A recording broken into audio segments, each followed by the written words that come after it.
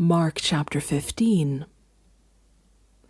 Very early in the morning, the chief priests, with the elders, the teachers of the law, and the whole Sanhedrin made their plans.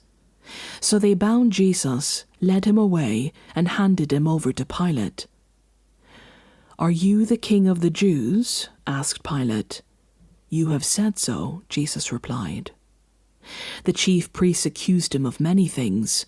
So again Pilate asked him, "Aren't you going to answer? See how many things they are accusing you of." But Jesus still made no reply, and Pilate was amazed. Now it was the custom of the festival to release a prisoner whom the people requested. A man called Barabbas was in prison with the insurrectionists who had committed murder in the uprising. The crowd came up and asked Pilate to do for them what he usually did. "Do you want me to release to you the king of the Jews?" asked Pilate, knowing it was out of self-interest that the chief priests had handed Jesus over to him. But the chief priests stirred up the crowd to have Pilate release Barabbas instead. "What shall we do then with the one you call the king of the Jews?" Pilate asked them. "Crucify him," they shouted. "Why? What crime has he committed?" asked Pilate. But they shouted all the louder, "Crucify him!" Wanting to satisfy the crowd, Pilate released Barabbas to them. He had Jesus flogged and handed him over to be crucified. The soldiers led Jesus away into the palace, that is, the praetorium, and called together the whole company of soldiers. They put a purple robe on him, then twisted together a crown of thorns and set it on him. And they began to call out to him, "Hail, King of the Jews!" Again and again they struck him on the head with a staff and spit on him. Falling on their knees, they paid homage to him. And when they had mocked him, they took off the purple robe and put his own clothes on him. Then they led him out to crucify him. A certain man from Cyrene, Simon, the father of Alexander and Rufus, was passing by on his way in from that country, and they forced him to carry the cross. They brought Jesus to the place called Golgotha, which means the place of the skull. Then they offered him wine mixed with myrrh, but he did not take it. And they crucified him. Dividing up his clothes, they cast lots to see what each would get. It was 9 a.m. when they crucified him. The written notice of the charge against him read, "The King of the Jews." They crucified 2 rebels with him, one on his right and one on his left.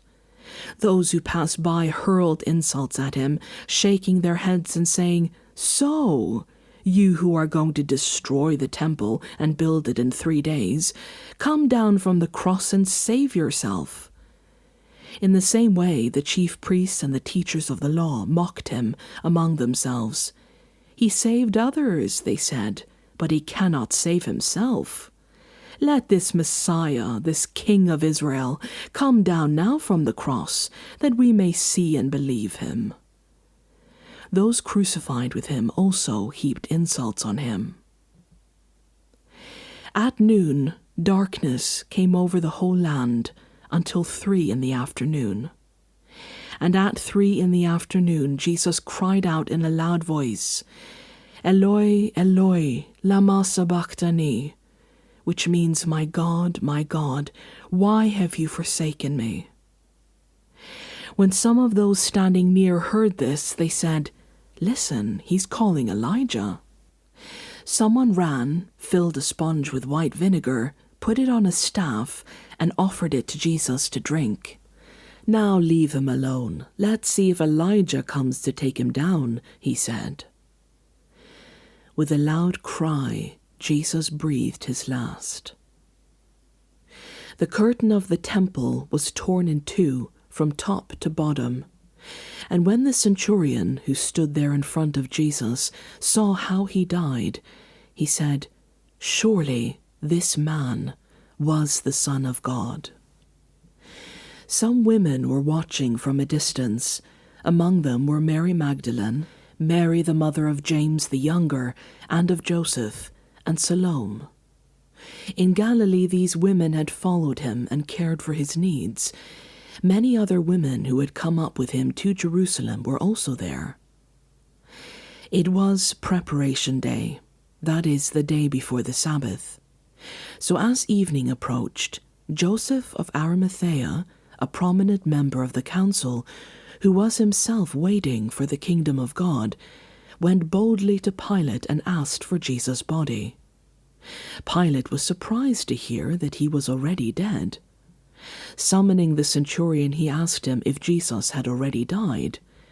When he learned from the centurion that it was so, he gave the body to Joseph. So Joseph bought some linen cloth, took down the body, wrapped it in linen, and placed it in a tomb cut out of rock. Then he rolled a stone against the entrance of the tomb. Mary Magdalene and Mary the mother of Joseph saw where he was laid.